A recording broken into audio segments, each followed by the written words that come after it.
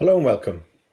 My name is Andy Crook and I'm your host for today's training topic on the 90-day cadence. So what we're going to talk about today is how setting your objectives every 90 days or reviewing your objectives and setting deadlines every 90 days is a powerful tool to increase the chances of achieving longer term goals. Using a 90-day cadence installs discipline, creates accountability and propels you towards your desired objectives.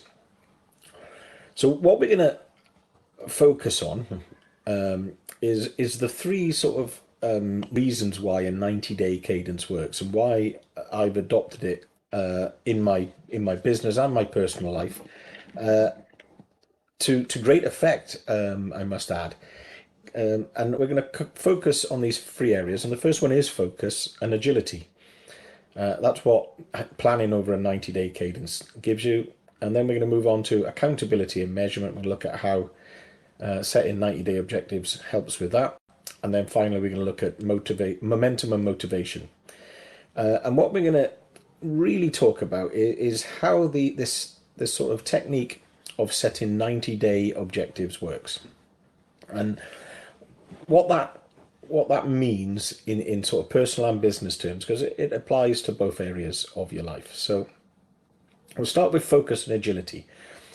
So a 90-day cadence. Now, I ought to explain the term cadence for those of you who are not cyclists, which is where the only ever time I've ever heard the term, is basically the cadence is kind of like a speed thing, and a rotational speed normally. So every 90 days it comes round. So when you're pedaling, roughly 90 revolutions is the cadence most sort of amateur cyclists go at as well. So it fits in there as well. So a 90-day cadence, so planning over 90-day cycles, provides a clear and specific window for splitting longer term plans into more manageable 90-day objectives. So we've recently done a training on objectives and key results. And if we think about the planning cycle that I talk about and the one that I've adopted in my business and in my personal life, that starts with a vision, which is a long-term plan, sort of minimum of 10 years. And we break the vision down into 3 yearly cycles. So you have a 10-year vision, and then you have three yearly cycles. Now, and we call those goals. And the sharp amongst you will have realised that 3 times 3 is 9. So we include a spare year, a gap, if you like, as to build in a little bit more flexibility, a bit more agility, if you like, into your planning process. So if something happens and you have to write off a complete year, then you can. It allows for that. Or you may just achieve things slightly earlier than you planned. Nothing wrong with that either. So we've got this 10-year vision. We've got our three yearly cycles, our goals, and then we have our 1-year plan, which is what we need to achieve this year to achieve our 3 yearly goals. And then within our three yearly goals, we'll achieve our vision. So it's all about taking something that seems really far away and abstract, almost like, if you like, a big vision should be very aspirational. It should almost feel almost too big that you can't do it. It should scare you when you set that 10-year vision. It should feel like a big mountain to climb. And what that does is then it breaks it down into stages which become more manageable. And the 90-day breakdown works because as humans, about as far forward as we can sort of imagine and relate to and still remain, if you like, focused, is about 3 months, which is why lots of businesses use quarterly planning, and that's why the financial year is broken into quarters, etc., etc. You'll see quarterly stuff in business a lot because it's psychologists have worked out that we can look 3 months is far enough that we can envisage it and it still feels relevant, but it's not so far away that we think, you know what, well, it doesn't matter because we don't have to do it for a longer period of time, and it still feels immediate enough to feel urgent that we need to do something about it.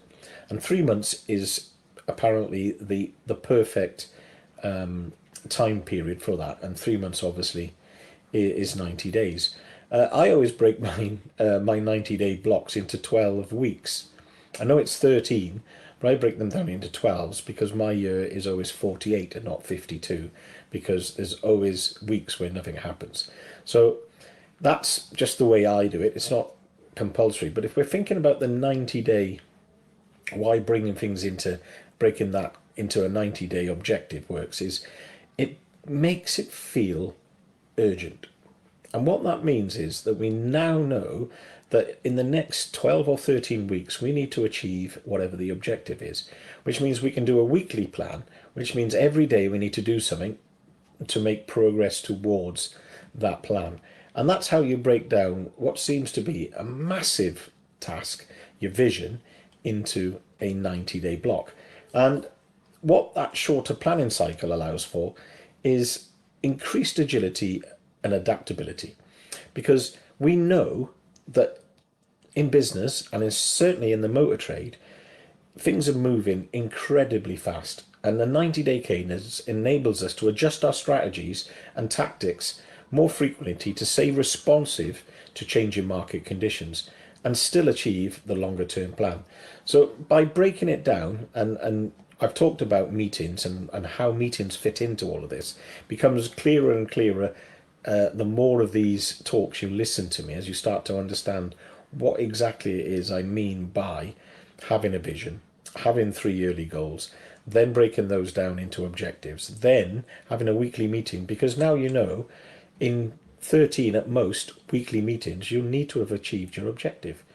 So if it's not going right at week 2, you can do something about it, and you can be flexible, and that's what this gives you, because you're not at week 2, if you're planning over 52 weeks, doesn't seem significant. It doesn't feel urgent enough to make a change. Week 2, when you're planning over 13 weeks, is urgent. You need to do something. And that's what breaking things into a 90-day cadence does. It brings that urgency, but it also allows for that flexibility, that agility in your plans.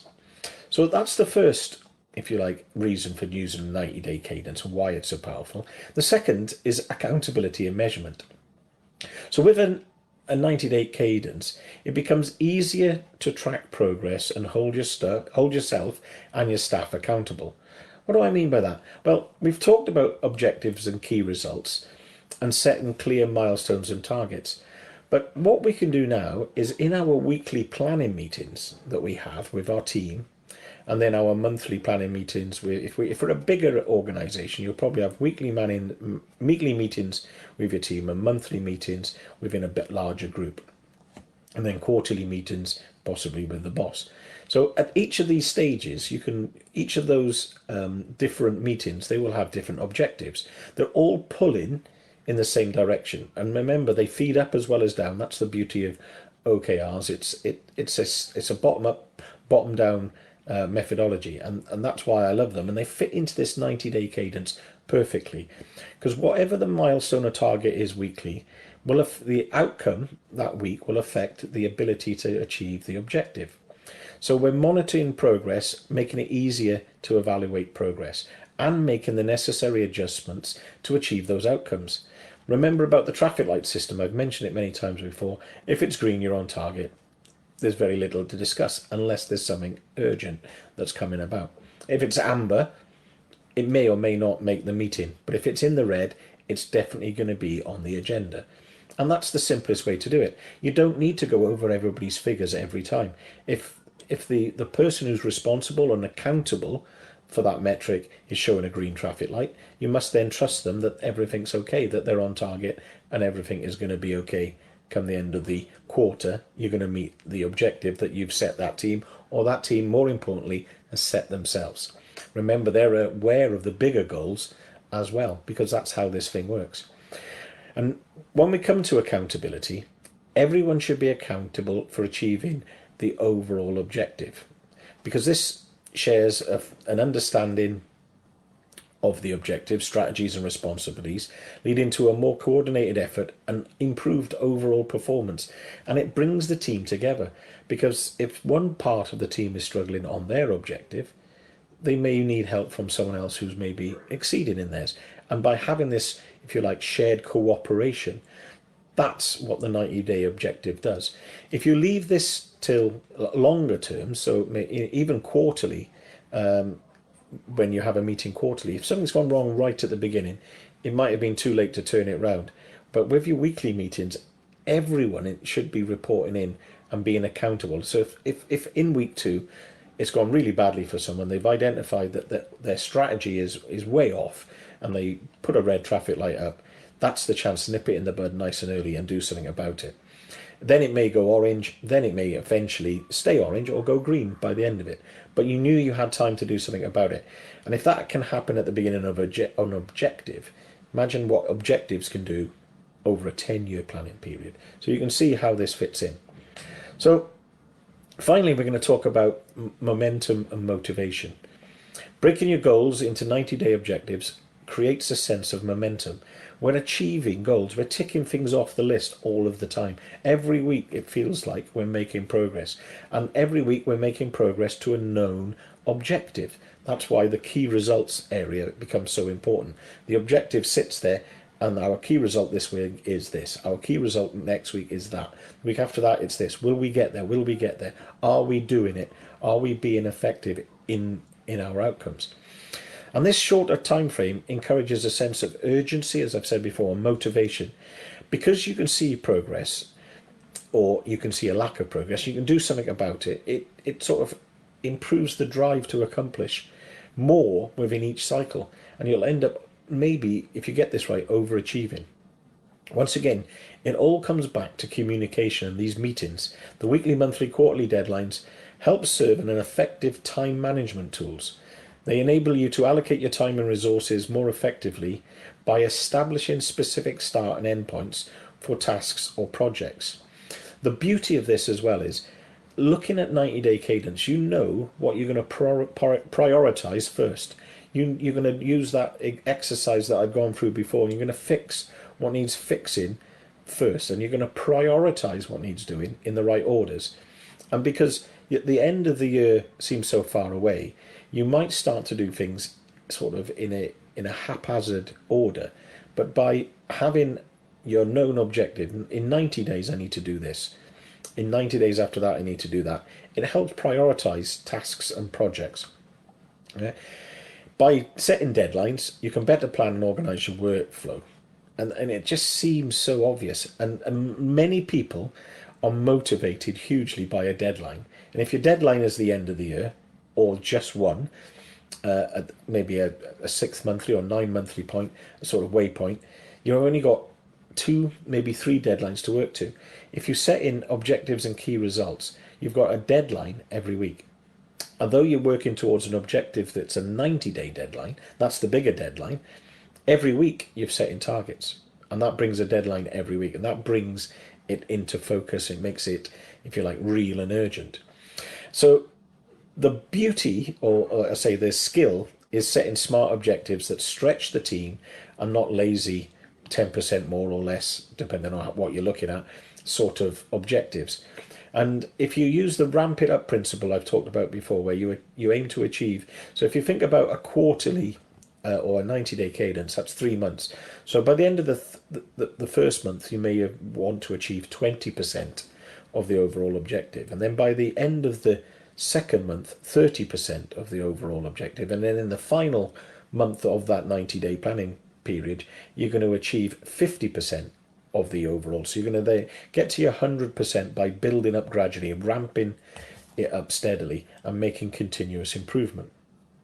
Setting these stretch goals requires real practice, and it's a real business skill to be able to set goals that motivate. And by motivate, they mean they need to be just the right size. It's a bit like Goldilocks and the porridge, if you like. Too big and it demotivates. Too small and you've missed too many opportunities to develop and make enough progress. You need it just right. And I always like to see teams achieving somewhere between sort of 65 and 80% of their goals. So a goal that's just out of reach is one that serves to motivate, because you're just there and you're striving for that little bit extra all the time.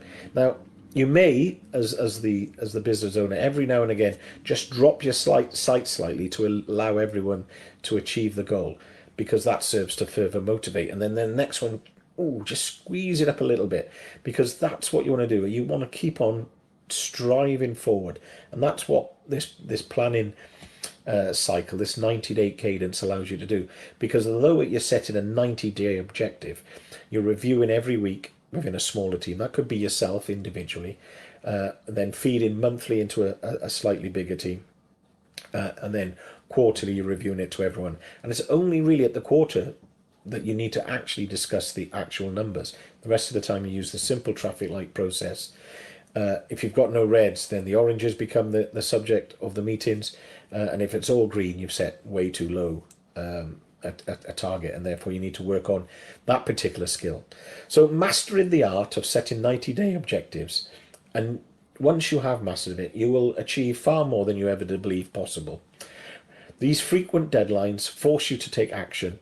They avoid procrastination and maintain a constant level of productivity, and you seem to start completing tasks within the set timeframes as long as they're realistic.